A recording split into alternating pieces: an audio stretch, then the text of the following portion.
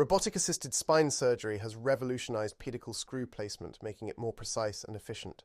But when it comes to cases like scoliosis and severe deformities, the asymmetry, rotated vertebrae, and altered landmarks can make standard planning and execution far more difficult, even with robotic guidance.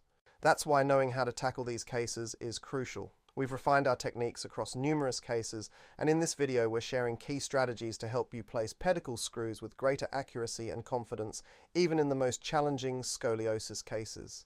So let's dive in and break it down. A well-planned O-arm scan is essential for accurate and efficient robotic-assisted surgery. The goal is to capture the maximum number of vertebrae in a single scan, reducing radiation exposure and avoiding unnecessary rescans. To achieve this, follow these key steps. After attaching the fiducial array or the star marker is brought as close to the spine as possible without touching it. If it has any back pressure from any other region, we have to be careful that it doesn't touch any tissues, the draping or wiring or tubing, so that there's no loss of accuracy because of the back pressure applied by these tissues or the surgical area or the drape.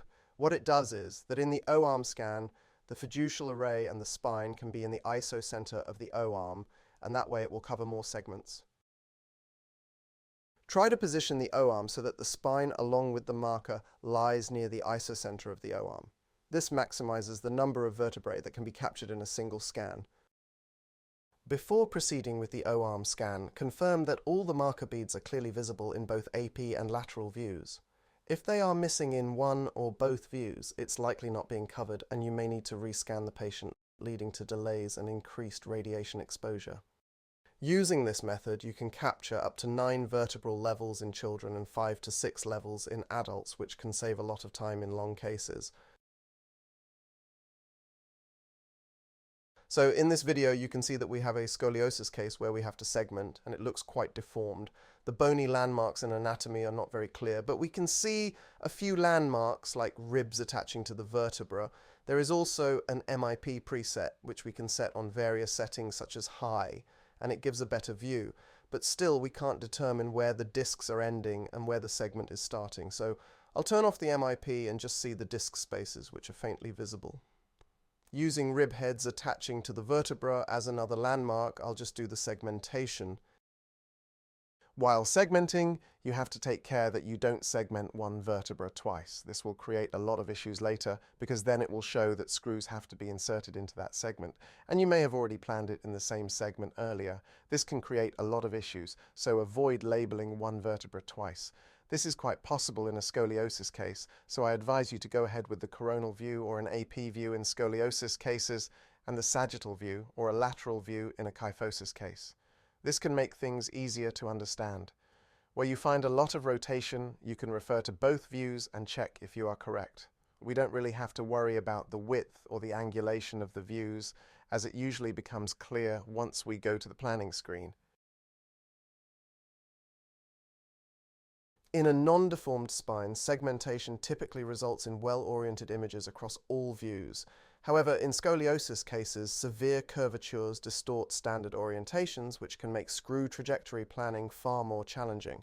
If images are not properly derotated, identifying pedicles and aligning screws accurately becomes difficult. To systematically derotate images and restore anatomical alignment, follow these steps. So here you can see that the spine is rotated in all the views: axial view, sagittal view, and coronal view. So I'm switching to the coronal view as this is a scoliosis case, and the rotation can be best seen in the coronal view where you can see the end plates faintly. So I've rotated the axis along the end plate and I have aligned it across the pedicles, and you can see that it is now perfectly aligning in the pedicles. And in the sagittal view, I'm now able to appreciate the disc space, and I've oriented it along the disc space. So the axial view is now much clearer, and you can just orient the axis, bisecting the vertebra along the spinous process and both pedicles on the side. And this way we can derotate the spine planning images in a scoliosis case efficiently. Some fine-tuning may be required in all the views, but this gives you a lot of clarity on where and how your orientation can be fixed, which can seem very difficult in normal cases. Sometimes we'll be planning in a normal view and it will be actually a zoomed in view of the pedicle so that we can see it properly. And while planning, we'll be planning it and just concentrating on the pedicles. Then, after some time, you realize that the plan looks perfect. But when you zoom out, there's a big rib hump which you can see, and it's blocking the way of the trajectory. It will come in the way of our trajectory, and if we don't mind this, it will cause a lot of problems in surgery and even errors. That's why you should always zoom out and see once in these cases wherein a rib hump or iliac crest can come in the way of the screws and it can delay the procedure. In scoliosis cases, natural asymmetry and deformity create soft tissue tension and altered bony landmarks. If an O-arm scan is performed before full exposure, the anatomy may shift during dissection. This also allows visual confirmation of entry points and trajectories, which is difficult percutaneously. In complex cases, exposing the spine first ensures the most reliable screw placement strategy. In scoliosis cases, some pedicles are hypoplastic or extremely narrow, making standard screw placement difficult and increasing the risk of cortical breach. The in-out-in trajectory, commonly used in conventional surgeries, can also be precisely planned and executed with robotic assistance. Mastering robotic-assisted scoliosis surgery isn't just about placing screws.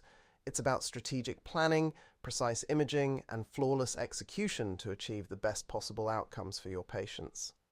Have you encountered challenges in robotic scoliosis surgery? What techniques have worked best for you? Share your experience in the comments. We'd love to hear from you and continue the discussion. And if you want to stay updated on the latest advancements in robotic spine surgery, don't forget to like, share, and subscribe. We'll be back with more expert insights to help you refine your surgical technique. Thanks for watching.